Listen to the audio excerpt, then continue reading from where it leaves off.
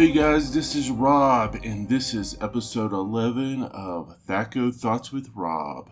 In this episode, we're going to talk about coming up with new monsters, or maybe a variant of a monster that you might see commonly in games. The two quick methods that I'd like to talk about in this episode are what I like to call amalgamation and also adding common elements to an already existing monster. So what do I mean about amalgamation? Now, you can also call them chimeras, of course, but the reason I'm saying amalgamation is that I'm kind of approaching is you're taking two different creatures and you're just smashing them together, creating something new. And yeah, of course, they're chimeras. So there's several examples from the Monsters Manual.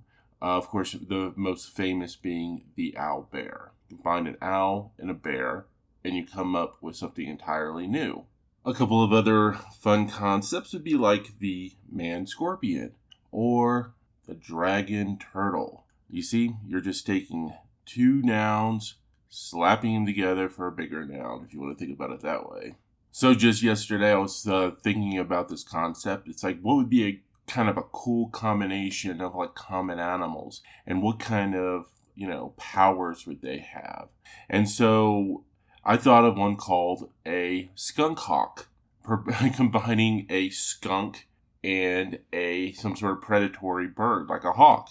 And you're thinking, well, what in the world would a skunk hawk do? So I was thinking about it, and the skunk hawk would be a large predatory bird, probably black and white, that would fly over, let's say, maybe a forested area or a thickly, with a field with thick brush, and it would crop dust the area with something so stinky that it would chase prey out of hiding. Because when you watch nature documentaries, when animals are always looking for those hawks, right?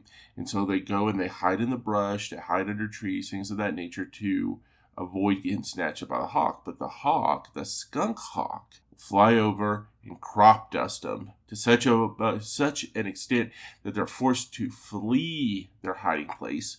And that's when the skunk hawk swoops down and snatches them up. Another approach to kind of creating different variants or monsters on the spot is simply adding some sort of element to the monster. For example, let's say you take the common goblin and you're like, oh, not goblins again, right? But what if these goblins were infused with some element like fire? Let's call them fire goblins or volcano goblins. And for whatever reason, maybe they were, created by some mad wizard, or they were just infused with some sort of elemental magic. But the point is, these goblins have, like, let's say, such high body heat that just being in their immediate vicinity basically hurts. So when the players engage a goblin in melee combat, they could automatically receive 1 point of damage every time they're in melee combat with a goblin. Now, 1 point of damage doesn't sound like too much, but this 1 point of damage would be every round, and it would be from every fire goblin that's there. So if you're surrounded by, let's say, 4 fire goblins, you're taking 4 points of damage per round. Now those goblins are being taken seriously. And you don't have to do anything else to those goblins. You don't have to raise, you don't have to modify their Thaco, you don't have to modify their hit dice. It's just for some reason, these goblins are elemental goblins, fire goblins. Now, the fun approach when you are trying to think of like what to combine, whether it's just elements or animals, is to make sure that these ideas are kind of as opposite of each other as possible.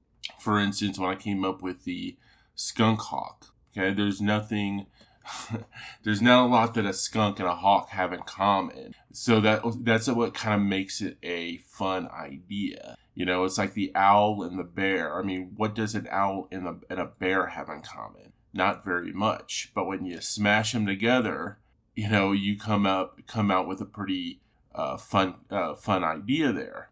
So I actually came up with this animal one day because I was like, I had this circus scene, but I wanted to add some sort of, creature that a circus may have that could cause some problems.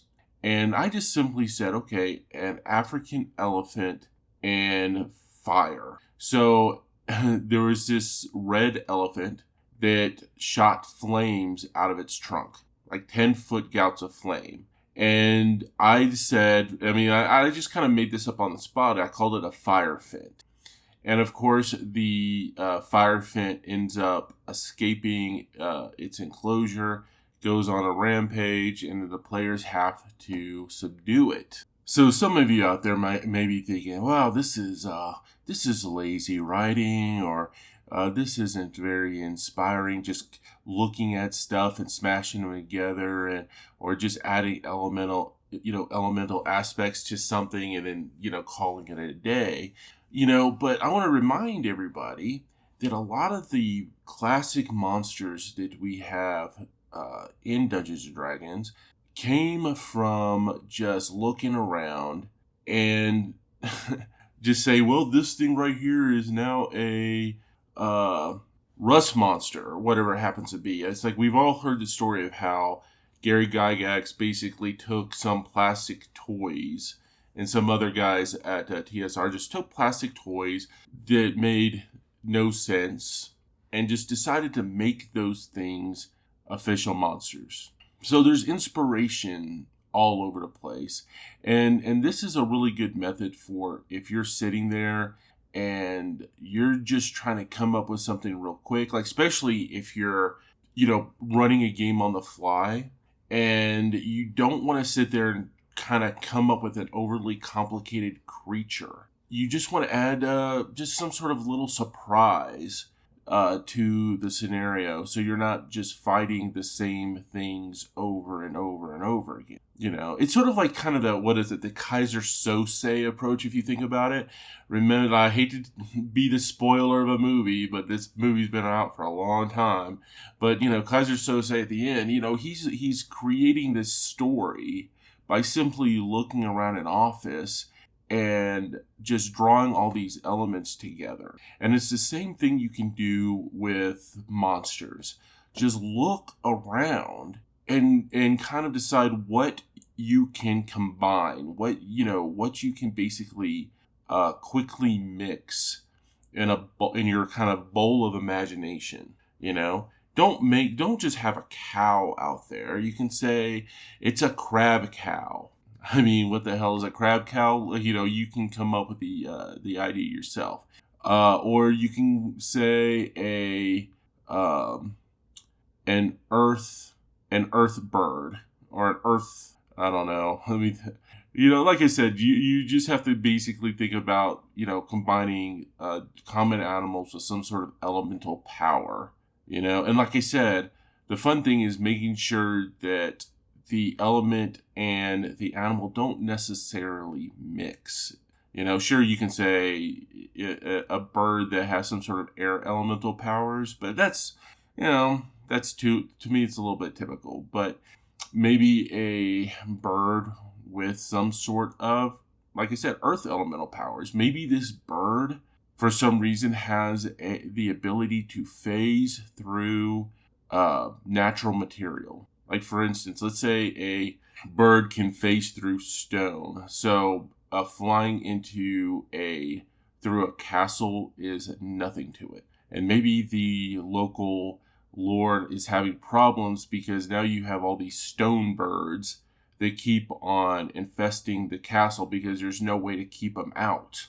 So, like I said, it's just a matter of sitting around, looking at the world around you, and just slapping these things together to create something brand spanking new to irritate your players with. So what I would like to know are there any creatures that you came up with? Did you take some common animal or some common animal or monster and some other element and slap them together because you couldn't think of anything else to do in a game session that you're just basically pulling out of your butt? Because that's actually the best time to use this method is when you're in a hurry.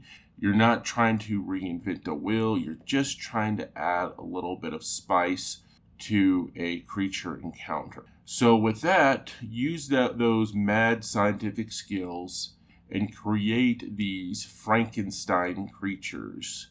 And you would be surprised what you can come up with. So on that note, I'll go ahead and head on out. But as a reminder, you can find this podcast and others on Spotify and here on YouTube, of course. And this video is brought to you by the Evil Dungeon Master. And with that, I bid you adieu.